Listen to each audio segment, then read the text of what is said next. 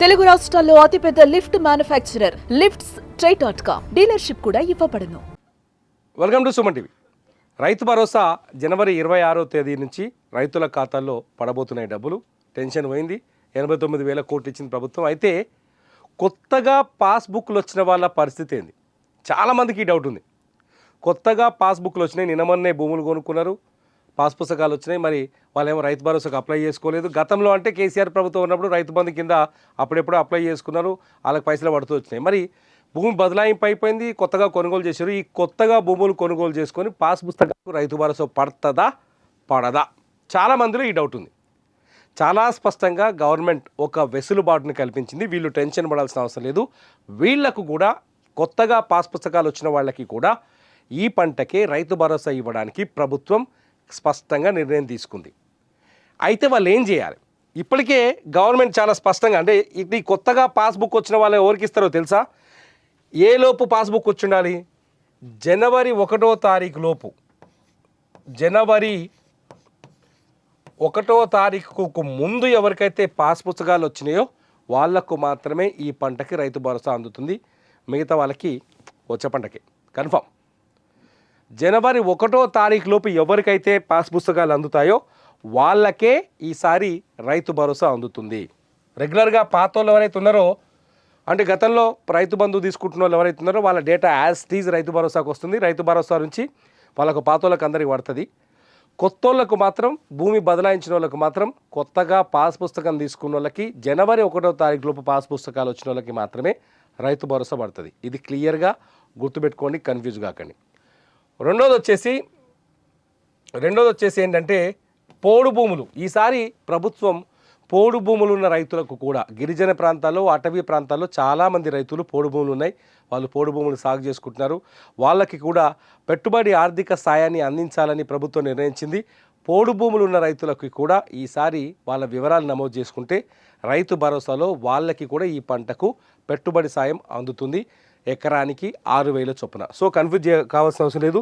పోడు భూములు ఉన్న వాళ్ళకి కూడా రైతు భరోసా అందుతుంది. అయితే ఈ పోడు భూములు ఉన్న వాళ్ళు కావచ్చు, కొత్తగా సాగు పాస్ పుస్తకాలు వచ్చిన వాళ్ళు కావచ్చు, గతంలో రైతు భరోసా రావడానికి అన్ని అవకాశాలున్నా, రైతు భరోసాకి అన్ని అర్హతలు ఉన్నప్పటికీ కూడా చాలామందికి ఈ రైతు భరోసా రాలేదు.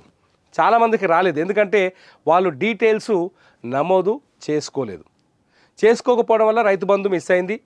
ఇప్పుడు రైతు భరోసా కూడా మిస్ అయ్యే అవకాశం ఉంది. అయితే మీకు కూడా ఈ పంట నుంచి రైతు భరోసా తీసుకోవాలి అనుకుంటే మీరు వెంటనే మీ గ్రామీణ ప్రాంతంలో ఉన్న, లేకపోతే మీ మండల పరిధిలో ఉన్న అగ్రికల్చర్ ఎక్స్టెన్షన్ ఆఫీసర్స్, ఏఈఓలు ఉన్నారు కదా, వీళ్ళ దగ్గరికి వెళ్ళండి.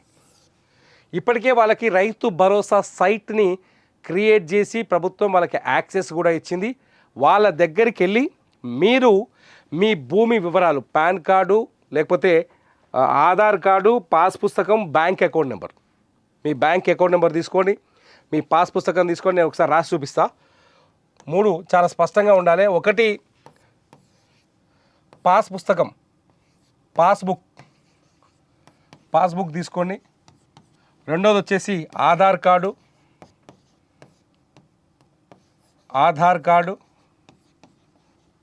మూడోది వచ్చేసి బ్యాంక్ అకౌంట్ నెంబర్.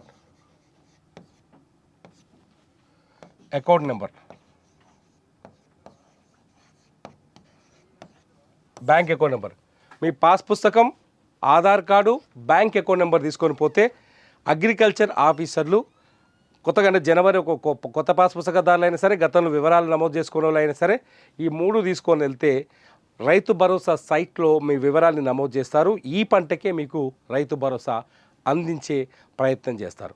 ఇకపోతే చాలామందికి గతంలో మిస్టేక్స్ ఉండేటివి. ఫోన్ నెంబర్ ఒకటి ఉండేది, బ్యాంక్ అకౌంట్ నెంబర్ ఒకటి ఉండేది, నాయన పేరు మీద భూమి ఉండేది, ఫోన్ నెంబర్, బ్యాంక్ అకౌంట్ ఉన్న ఫోన్ నెంబర్ ఏమో కొడుకు పేరుతో ఉండేది.